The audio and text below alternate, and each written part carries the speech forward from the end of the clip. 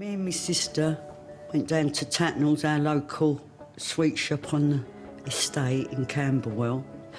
And as I've got all my stuff, my licorice, everything, sherbet, I've gone like that, and across the evening news, it had all the train robbers finally caught, 30 years sentence, and a picture of my dad. I couldn't believe it. But there is one great train robber who was never caught. In a show of honour amongst thieves, his accomplices gave him the pseudonym Frank Munro. Roger even talks about this gang member on the newly discovered tapes.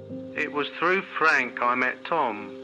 From my personal experience with him, I used to like him, a wide-awake kind of fella. I know that Frank was involved in some way or another. He was buying one of the Land Rovers. Not so much clever, but very careful.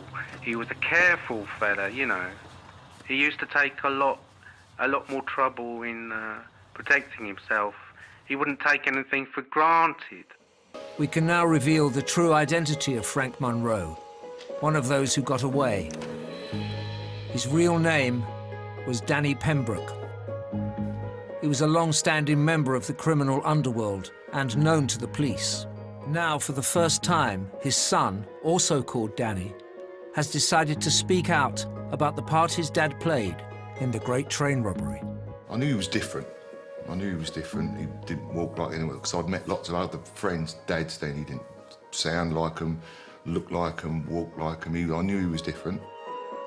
But he never ever discussed what he did for a living.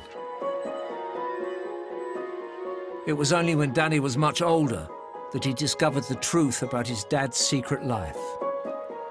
His father wasn't just one of the great train robbers, but as one of Roger Caudry's gang, had been robbing trains for years.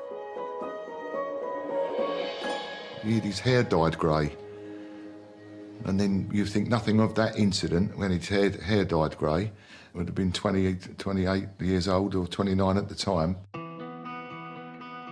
And then years later you find out on one of these robberies, one of the perpetrators was in a wheelchair as an old man with a dewdrop on his nose and vibrating under a red check blanket. So then you can work that out later on. Well, yeah, obviously that explains the grey hair. Danny Sr. was never caught. His son puts this down to the discipline his dad learnt from his years in the army. He would move out 2 weeks before any of these endeavours, clean the house completely, every cup, every ketchup bottle, every spoon, no combs, no hairs, no anything, nothing. The neighbours could at least say, when the police come, we haven't seen him for weeks.